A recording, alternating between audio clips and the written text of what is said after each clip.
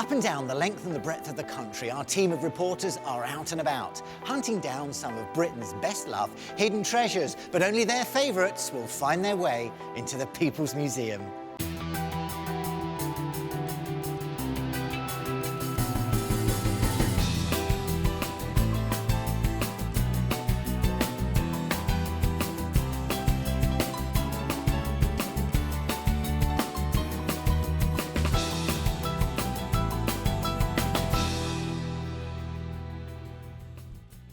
Welcome to the People's Museum, an internet museum that displays some of the best museum artefacts from all over the country and put together on display for the very first time. Our team of reporters have trawled through 80 museums all over Britain and Northern Ireland, from the smallest private galleries to the biggest national museums, in order to put together a very impressive display. So let's find out what stories we've got coming up on today's programme and which items are going to make it through to the People's Museum.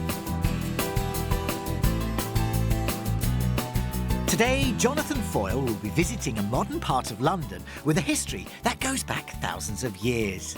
Mohini Soulé travels to the Midlands to reveal a surprising industrial invention. Jules Hudson stops off at Oxford, the city of spires and, it seems, treasures. And lastly, Ian Blanford makes a pilgrimage to Canterbury in search of an old friend.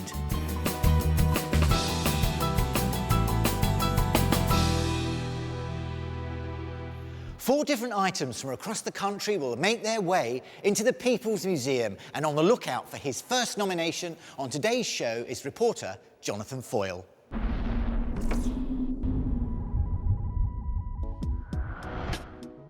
The museum in Docklands is part of the Museum of London. Its collections tell the story of London's people, river and ports over the last 2,000 years.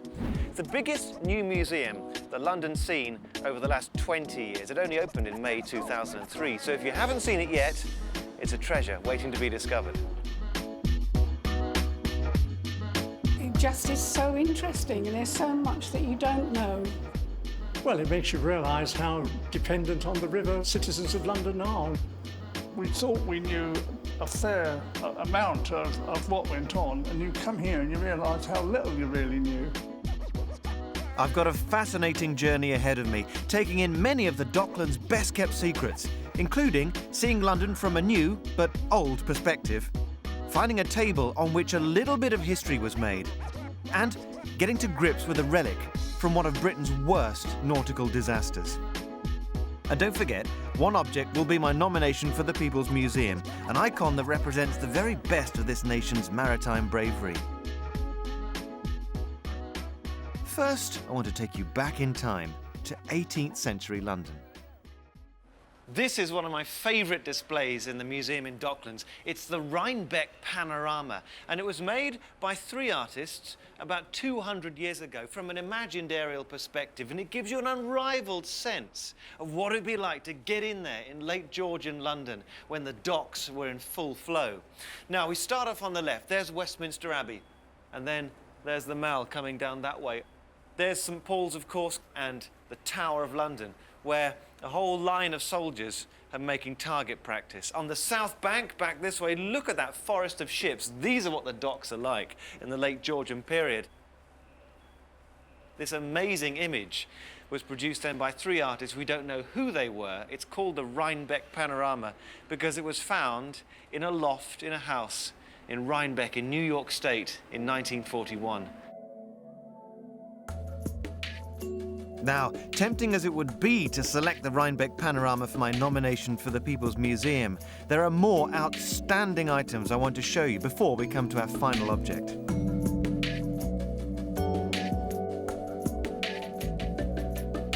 Of course, the Docklands of today are very different from the Docklands of the 18th century. And while it's still a thriving business centre, there's not a sailor in sight. The West India Docks were built in 1802 to formalise and organise London's overseas trade. Before that time, millions of pounds worth of goods were being imported, only to languish in yards or be stolen. And the feeling was something had to be done. So the docks were built, and this whole area was surrounded by handsome brick warehouses to house the stock.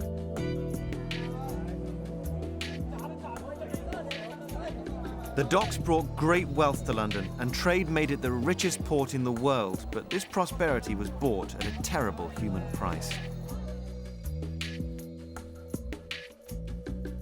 We might think it's shocking today, but the fact is London's spoils were the result of brutal, inhumane slavery in the West Indies, where men and women were bought and sold like cattle. These iron items, they're called manillas. These were actually used for trading slaves on the east coast of Africa. And they're like coins, basically. They're a form of currency, and you would just exchange them for your slaves. Well, what about the other objects, Tom? What's that? We've got here a campaign token from the abolition of the slave trade, which was achieved in 1807. And it's got the typical logo of the slave begging, basically, for support. With the logo which is, "Am I not a brother and a free man?" The campaign to abolish the slave trade was spearheaded by the famous MP William Wilberforce. But there's another figure, much less well known, who would really bring the means of ending slavery to the table. Everyone's heard of Wilberforce, but the person who I think is more interesting is Thomas Fowell Buxton. And this table is actually known as the Wilberforce table, but in fact it belonged to Thomas Fowell Buxton. And it was Buxton who actually saw the abolition of slavery itself through the House of Commons. And that's where this table comes in, because this was the table in Buxton's library where he and Wilberforce and Macaulay used to meet to actually discuss and work out the campaign. And according to Buxton's son, this was the table on which they actually drafted the bill for the total abolition of slavery. So, Tom, those drawers probably held some of the most fundamental documents in the history of human rights. Absolutely. The Wilberforce table could so easily have been my nomination for the People's Museum, but there are still a few objects to see. For the first, I want to take you back 130 years. It was a beautiful sunny day, and the pleasure cruiser Princess Alice was making her way up the Thames to Greenwich. The Princess Alice, full of day trippers, was arriving at a part of the Thames called Galleon's Reach. It bent sharply to the south. As the ship turned, the captain saw the Bywell Castle, a 250-foot-long iron coal ship heading straight for him. Within seconds, the Bywell had sliced through the Alice, and within 5 minutes, the ship and 600 people were lying on the bottom of the river.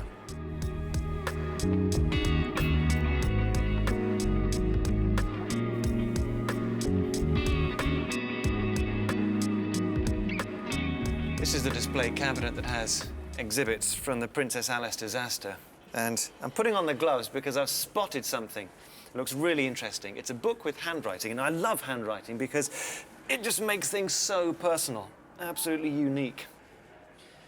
And this book is addressed to Susan Bridges by Trinity Chapel Sunday School. And it says, "In sad and painful remembrance of the recent terribly fatal disaster on the River Thames, in which your dear sister was involved." Now, Susan Bridges had a sister called Jane. She was only 15 years old. She worked as a nursemaid for a young couple in Hackney. They had 3 children. And on the 3rd of September, they'd taken those children and Jane out on the pleasure boat, the Princess Alice, and all of them were drowned. Now, some people say a picture says 1,000 words, but this little book, picked up in a jumble sale in the 1990s, to me, has 100 words that can knock many a picture into a cocked hat.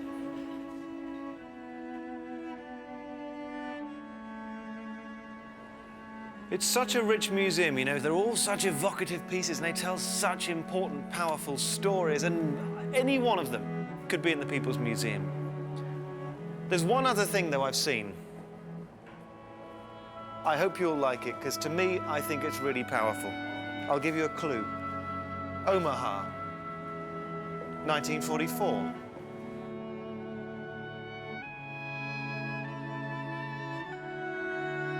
Yeah, the 6th of June 1944 is the day that's forever going to be imprinted on our hearts and minds as D-Day, the day Churchill and Eisenhower committed 175,000 Allied troops to the Normandy beaches in a major offensive against the Germans. Of course, thousands of lives were lost on that day, but it began the turnaround so that the war eventually was arriving at a conclusion. And that's why, of all the objects I've seen today, It's this little rag that's not just of local importance, not even of national importance, but international importance.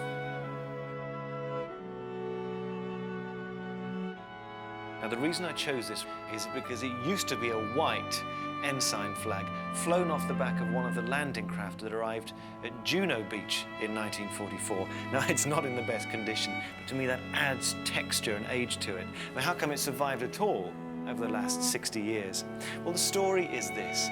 It belonged to a man called George Sluman, who was a Thames waterman. He was a tug captain in the 1930s, and he was enlisted to take part in the D-Day landings. And what must that have felt like? This flag then, being flown on his boat, was the boat that broke open the harbour mouth at Courseulles-de-Mer to allow the Canadian troops in to take on the Germans. George must have packaged this up and put it in his pocket when he came back. How did I find the flag? Well, I thought one day it was about time I cleaned the shed out. I hated going in there because he loved his woodwork and all his bits and bobs in there. And as I was cleaning out, there was a box in the corner. And I thought, oh, what's in there? And when I opened it, I knew what it was. It was a flag. And I picked it up and thought, gosh, it could do with the wash. And then I thought, it'll fall to pieces. So luckily, I never touched it.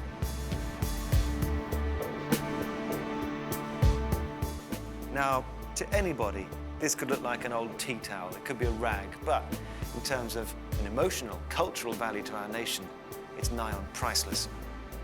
He was lovely, and he still was when he even got old. And I wanted not only him, but all of the rivermen to be remembered.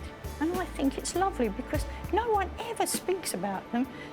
They never even mention them, do they? And lots of them lost their lives. I just wanted everybody to be remembered, and especially the river boys.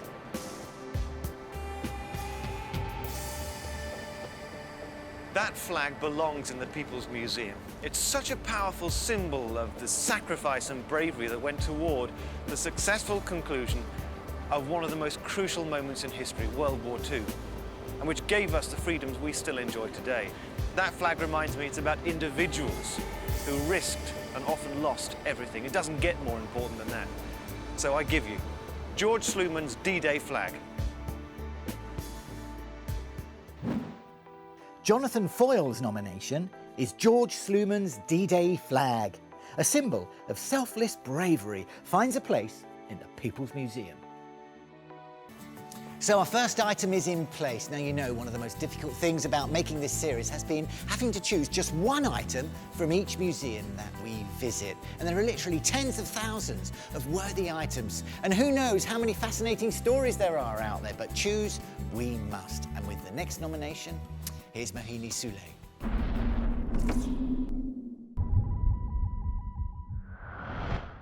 Today I've come to an open-air museum in the heart of the Midlands, an area renowned for its industrial history.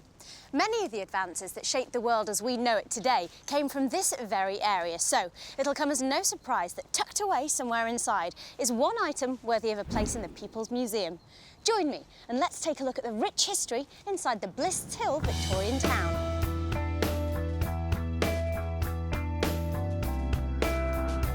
I'll be showing you a commonplace, everyday device that changed the lives of young girls, hearing grim stories behind some deceptively beautiful ornaments, and we see what the People's Museum looks like hot off the press before revealing to you my nomination for today.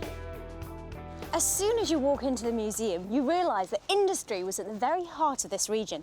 After all, this is pretty much where the Industrial Revolution started off. And everywhere you look, there are reminders. But there's lots to see, so let's explore.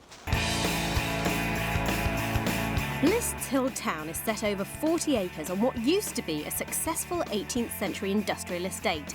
And it accurately depicts a Victorian high street at the end of the 19th century. There's a butcher, a baker, and somewhere around here, I bet you there's a candlestick maker. Wandering around, you really get a sense of what life must have been like in the late 1800s.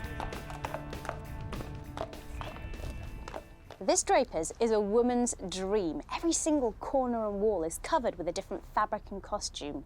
And in a small store like this, you would have been able to buy absolutely anything, from baby clothes to women's suits, and of course, all the latest fashion accessories, like bags, fans, and a Victorian must, the parasol. It's also no surprise to see the familiar Singer sewing machine taking pride of place. They were so popular in the Victorian era that Singer himself aimed to get one of these into every single home in the land. Well, I'll tell you something, it worked on my mother because she has one at home, but it doesn't look anything like this. Hers is big and boxy and white, whereas if you take a closer look at this one, it's beautifully embellished with a golden design. It's got a bone handle to turn the wheel, and it's a lot smaller than modern day versions. Now, if I take my gloves off, I can turn the wheel and show you how quickly and smoothly it runs, especially considering that this particular machine is over 120 years old. They were definitely built to last. Now, when it came to sewing, the Singer could do pretty much anything, but in the mid-19th century, it was the answer to an entirely different kind of prayer. It was considered a very poor job to be a seamstress, and unfortunately many seamstresses turned to prostitution because it was actually the better option. Many self-help organisations would actually purchase machines such as the Singer machine and encourage girls to come off prostitution and to work their way using the machine so that they could earn more money and try and keep them on a more straight and narrow path. And if life was hard for the seamstresses, it wasn't much easier for the miners.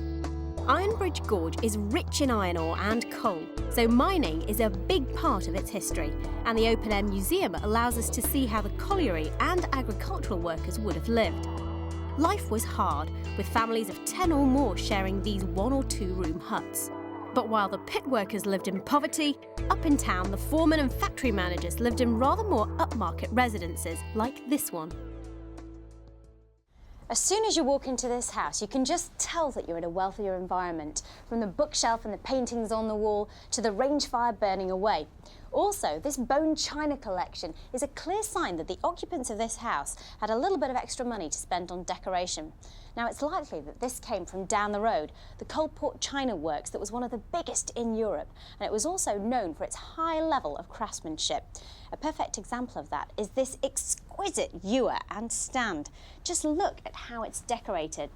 Now, this particular one was painted by one of Coalport's finest china painters, a man named John Randall. And here he's chosen to draw some parrots, and they are so beautiful. Just imagine the amount of man-hours that went into this.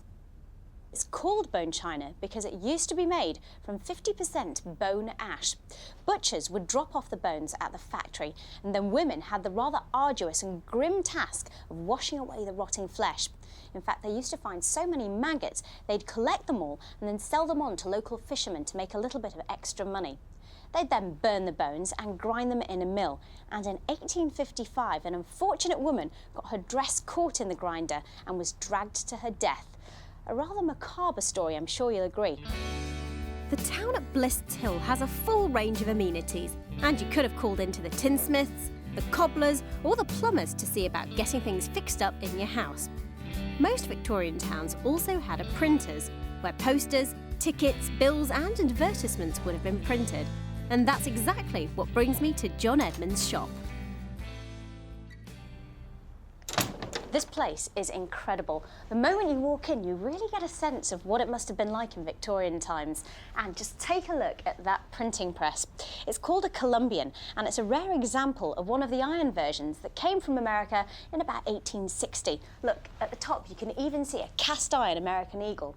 And on either side of the machine, I don't know whether you can notice, are what's called the caducees, the symbol of the medical profession. But it was also the symbol of Hermes in Greek mythology, the messenger. So this symbol was adopted by the printing world because, of course, the printing press used to communicate news to people. Most towns would have had printers. They would have serviced the needs of the community, whether it be a business card or a wedding invitation. Printing was not a cheap thing, so basically the wealthy could afford it. This is wooden type here, and we're just going to place a small amount of ink on each of the letters. Just finish it off at the top there. I'm trying to read it backwards and understand what it says. That is an art in itself. We need the ink, the black ink now, to put over the engraving. There, just a thin layer.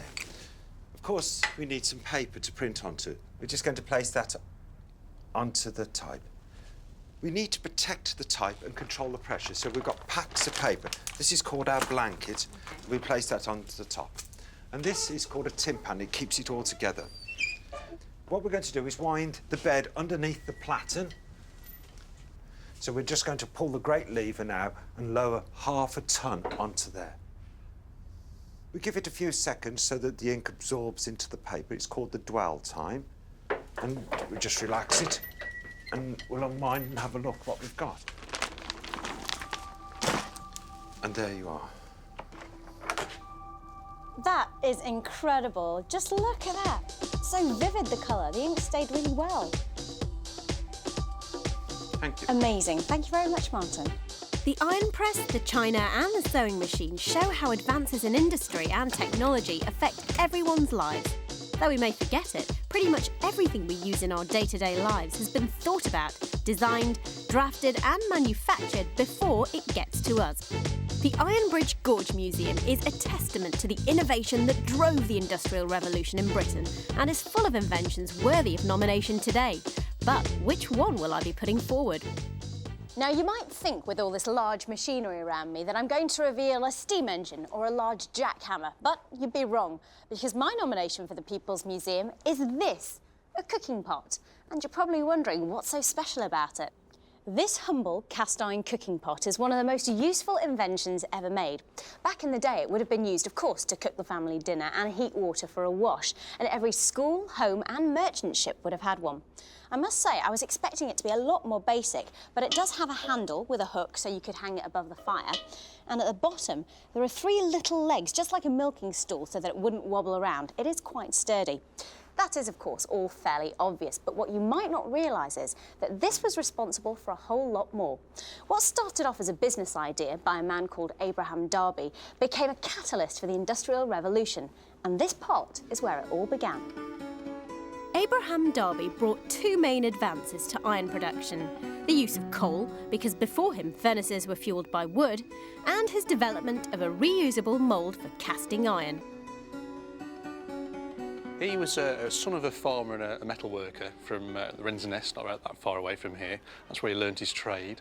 He was a Quaker, and beginning of the 18th century, he went down to Bristol, where there was a big Quaker community, and became involved with the brass industry there with some other Quaker entrepreneurs. How much did it really take off? Was it a slow burner, or did everyone rush to get these pots? Well, the pot thing was, it was actually a slow burner in a way, really. He starts off making it, comes to Corbett Dale, that's where he gets into iron production. That's where he makes this big breakthrough of using coke as a fuel. But it takes quite a few years for him to get started. So by about after 5 or 6 years, the trade in the pots is going quite well. But the real thing is that what those pots that led into, because he's doing this on what was then one of the busiest coal fields in Europe, and there was 100,000 tonnes of coal going down the Severn in the 1680s. So by the time he arrives, it's quite a well-established coal field. So the real thing is, from these cooking pots, is he can cast cooking pots. It's quite soon that people are knocking on the door of the company saying, well, what else can you cast? Because there's early use of steam engines there, railways, so they're quickly making cast iron wheels, cast iron gears, they're making cylinders for steam engines, and that's the thing that really kicks everything off, and that's where the real significance lies with this technology being able to sandcast. Now, I'm sure many of you, like me, have cast iron cookware at home. I don't know about you, but I use mine all the time and couldn't live without it. And even though mine's glazed and brightly coloured, it's not all that different to this pot here, which emerged nearly 300 years ago. Thanks to the bright idea of Abraham Darby and a bit of good timing, it still remains one of the most common items in kitchens all over the world.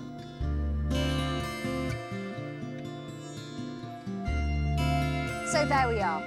The technological advances that came out of one man's quest to build a successful cooking pot business helped shape the entire Industrial Revolution.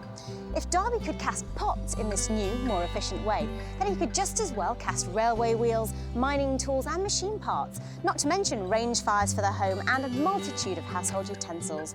The possibilities were endless, and in no time at all, Darby's foundries became a major factor in the country's development. So item number 2, Abraham Darby's cast iron cooking pot, is Mohini's nomination for the People's Museum. An everyday object that had a huge impact on the world. So far, 2 fascinating items have now found their way into the People's Museum. So it's now time to add a third, and with his choice, here's our reporter Jules Hudson.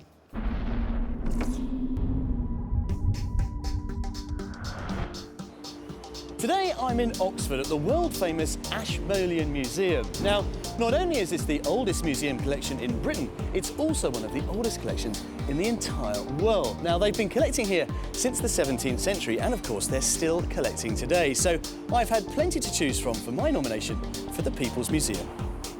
There is so much to see here, it's been hard to pick out my favourites. But today I am going to show you a hawking glove that belonged to a legendary and much-married king, a lantern that belonged to one of Britain's most notorious criminals, and a unique treasure from ancient Egypt.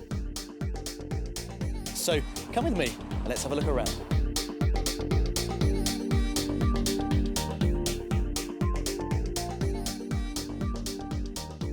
Now, the first thing I'm going to show you here today was one of the very first items to come into the collection here back in 1683. And it's none other than this, Henry VIII's hawking glove. How about that? Now, Henry, like most other good 16th century gentlemen, was a great fan of hunting by using a hawk, or indeed a falcon. Now, the way it worked was very simple. Henry would have worn this glove on his right hand. His bird would have sat on top of it, its head covered with a hood, just like that. And at the right moment, he'd whip off the hood and the bird would take off toward its prey.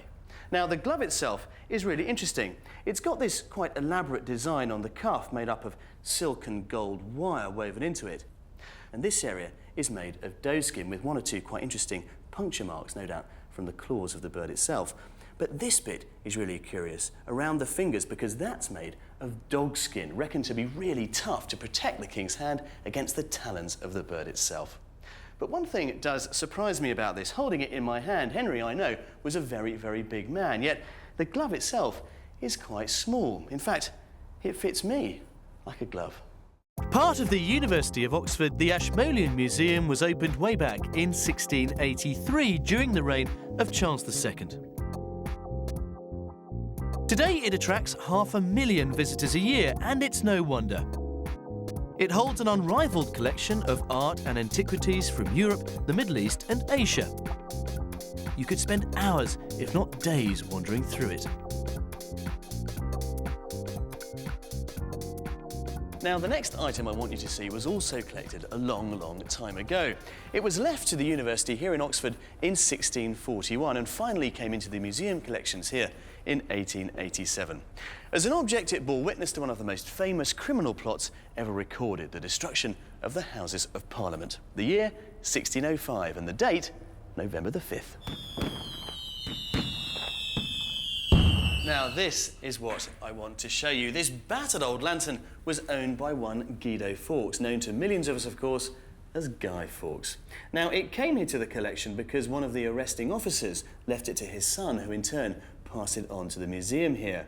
Now, as you can see, it's so battered and bruised that this is as close as I can get to it because it's so heavily conserved. But take it from me, this is an object with real presence, and it's crying out that question, if only it could speak, what indeed would it tell us? Now, apparently, Fawkes was actually holding this when the soldiers burst in on him in the cellar of the Houses of Parliament, surrounded by gunpowder. Now, presumably, of course, this was lit, so suppose he'd had dropped it in a moment of panic, surrounded by all those barrels. How indeed our history might have been very different. But there's more to this than just a simple lantern. In the design, it's quite interesting. In the door here, there was a bone sheath, giving quite a diffuse light. And what's more, the top of the lantern could twist, drawing a steel plate in behind the bone, thus cutting off the light completely. It was the perfect lamp for a man like Fawkes engaged in such dangerous and covert operations. What an incredibly evocative object, a reminder of one of the most dramatic nights in British history. But I don't think we could vote it into the People's Museum because, after all, Guy Fawkes was a terrorist who wanted to blow up the King and Parliament. Well, we're almost there, but before I show it to you, there's one more thing I want you to see, something that takes us back nearly 700 years to the land of the pyramids, to Egypt.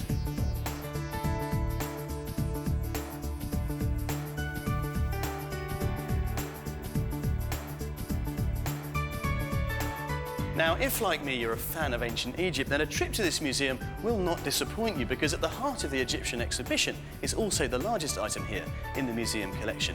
And it's this thing. It's the shrine of King Taharqa, and it was dedicated to the Egyptian god Amun-Re around about 700 BC.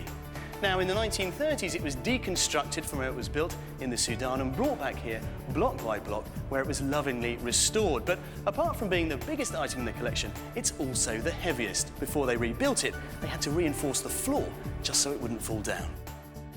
There is one other thing here that really has caught my eye, or should I say, my ear, because it truly is one of a kind. It's an instrument, not of science, but of music. Now, you may have heard of the violin maker Stradivarius, but what I bet you didn't know is that tucked away amongst the many hundreds of glass cases here at the Ashmolean, you'll find something quite remarkable. It's his finest work, and it's known as the Messiah.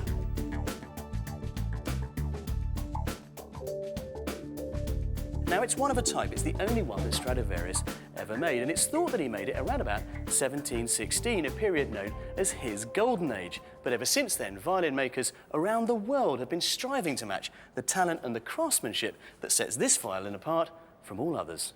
Well, John, I feel extraordinarily privileged to be standing here with you, with the violin out of its case. Why was Stradivarius the renowned maker that we now see him as? It's partly, if not largely, a question of craft. The instrument is made in a certain way. It's a certain size. The instrument is larger and flatter than the instruments that his master, Niccolo Amati, made. And this produces a subtly different sound, which is produced for a different musical world. The epitome of the violin making, which he achieved, meant that this instrument is pretty much the model, the perfection, the point beyond which violin making has almost never gone in subsequent years. And as such, a violin like this is identical, effectively identical to violins that are made and used today. Now, that's an extraordinary claim.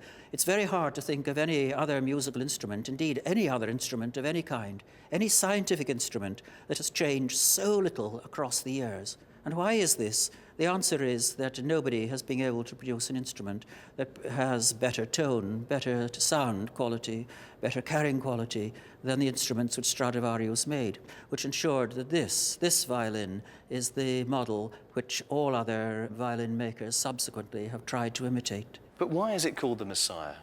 The reason for this lies back in the history of the instrument, when it was passed down from one collector to another. That's the surprising factor of this instrument, that it hasn't really been kept in playing condition, and it hasn't been used for playing, but rather it's been a collector's instrument.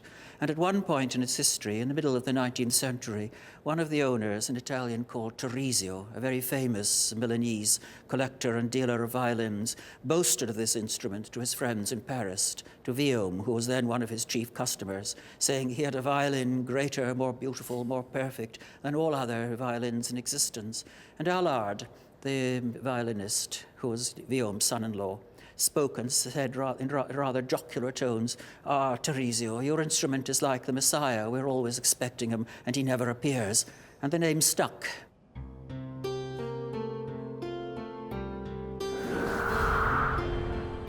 This is clearly an item of great beauty, but it is also an item of great value. But just how much do you think it's worth? Well, a lesser model went up for auction in 2005 and fetched a staggering $2 million. So, given that this is the best preserved one in the world, its value can only be guessed at. So there it is, the Messiah violin, arguably as unique a creation as indeed was the genius of the man that produced it, and to many people it is the world's finest musical instrument. And if you think about it, the talent that produced the Messiah has gone on to inspire countless generations of music lovers and musicians in all the centuries that followed. So a truly extraordinary bit of craftsmanship gets Stradivarius's Messiah violin a worthy place in our virtual museum. You know, it never ceases to amaze me what an extraordinary wealth of fascinating stories there really are in our museums all over the country. And you know, there are over 1,500 museums to go and visit, and that doesn't include all the hundreds of little private collections. The People's Museum is, of course, a virtual museum. It's on the internet, but there are plenty of real museums near you. Make sure you go and visit some, and I guarantee they'll be full of great human stories. Right, coming up for our final nomination in today's show, here's our reporter, Ian Blanford.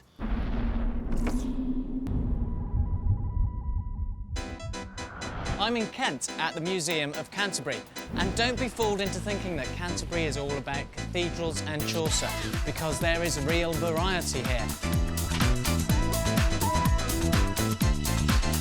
Today I'm going to show you one of the most bizarre exhibits ever to appear on the People's Museum. And I'll be digging up some memorabilia better than your average modern-day souvenir. Canterbury Museum has some fascinating things to show us, so come with me on a good old snoop. You know, there are certain folk who wear those big wide-brimmed hats and have backpacks on quite a lot. The hats are usually covered in small pin badges, each one representing a tourist attraction they visited.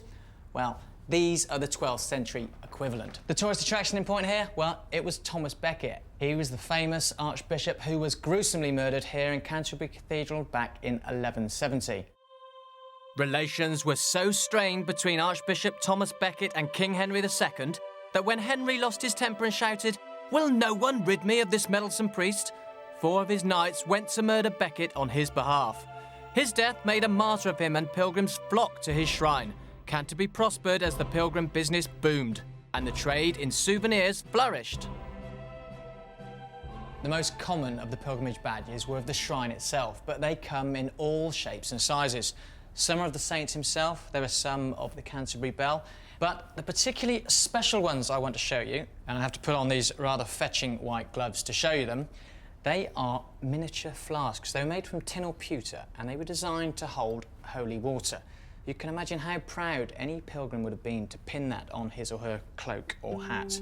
But these are not what I'm nominating today.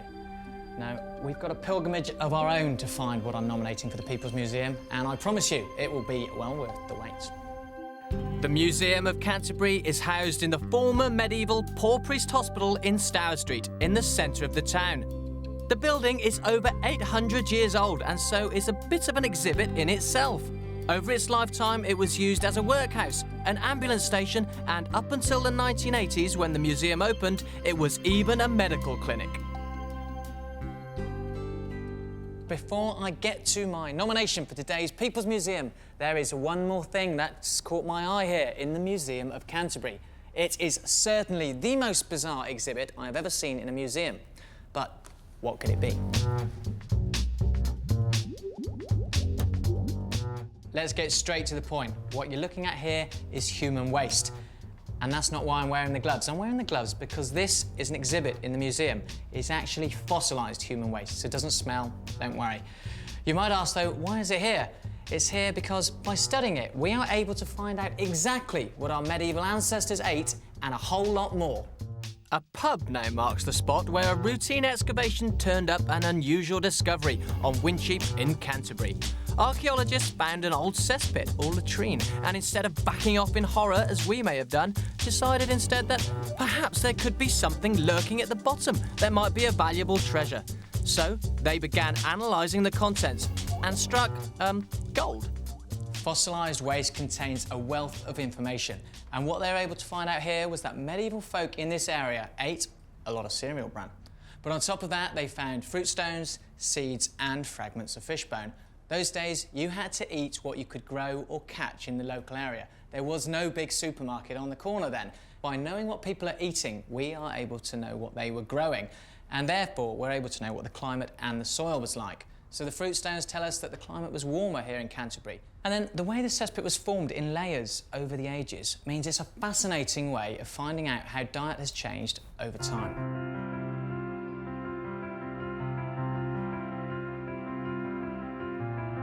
Well, that is certainly one of the most unusual exhibits that we've seen here on the People's Museum. But it's just part of a journey to take us towards today's nomination for the People's Museum. And I am delighted to say it's just around the corner here at the Museum of Canterbury. And I, for one, am so excited to be showing you it. So come on.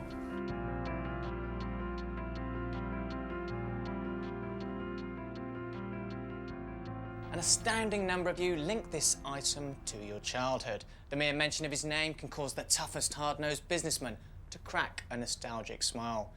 There are countless websites, fan clubs, there is even a pop group dedicated to what is essentially a pink and cream cat. But that's because he is the most important, beautiful, magical, saggy old cloth cat in the whole wide world. Yes, this is the original Bagpuss. He's a little pink cat with stripes. I remember from my childhood. He's very saggy and baggy. Big, lazy, pink and white cat, really. Yeah, he's really big. There's a little mice on the mouse frog, and there's the old woodpecker. I love Bagpuss. Once upon a time...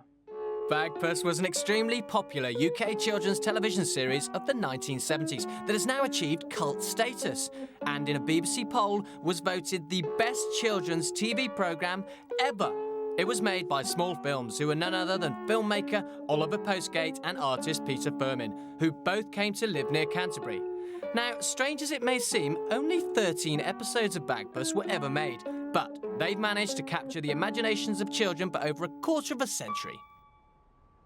Peter, it's delightful to meet you and the original saggy old cloth cat. Why do you think he was so successful as a TV programme?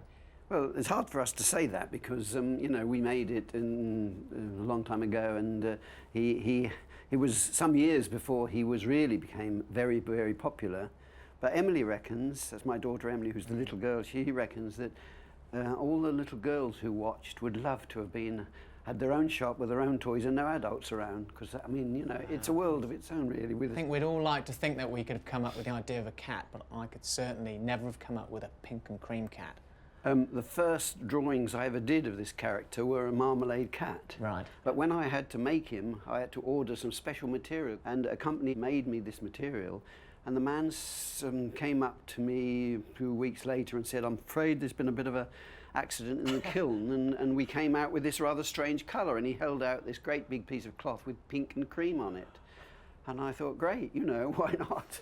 Some people might be surprised to hear that Bagpuss actually isn't warm and squidgy to the touch. It's obviously because he's animated. Can you talk me through how you actually made him? Well, yeah, he's got a skeleton, like most of our puppets that are single frame. He has joints made of balls and sockets, made of little bits of Meccano and bits of brackets from Woolworths and things. But he's got basically a very solid wooden body inside that Oliver can hold, because Oliver does all the animation. And then the rest of it is sort of based on that. Was there hidden meanings that you guys came up with? I know you're talking about. There is someone with a website, which is a strange website about Bagpuss being God or something weird, you know. Well, we have nothing to do with that. Maybe they just have too much time on their hands to think about strange things. Yes, I think so, yeah. Well, I'm relieved. It's amazing that this bundle of fake fur could prove so emotive to so many. But that's just one of the powers of Bagpuss. This warm and cuddly classic continues to inspire generation after generation. And Bagpuss, the TV programme, is a rare beast. Though written for children, it's loved by adults too. And in a high-tech world, it serves as a reminder that sometimes the simplest ideas are the best ideas. Wouldn't it be wonderful if this cult cat, who, after all, was just kind and friendly, went on to win the day? That's a wonderful choice. You see, things don't have to be old to get into the museum. And on this plinth is dear old Bagpuss. Right, that's about it from me. So until the next time, it's cheerio.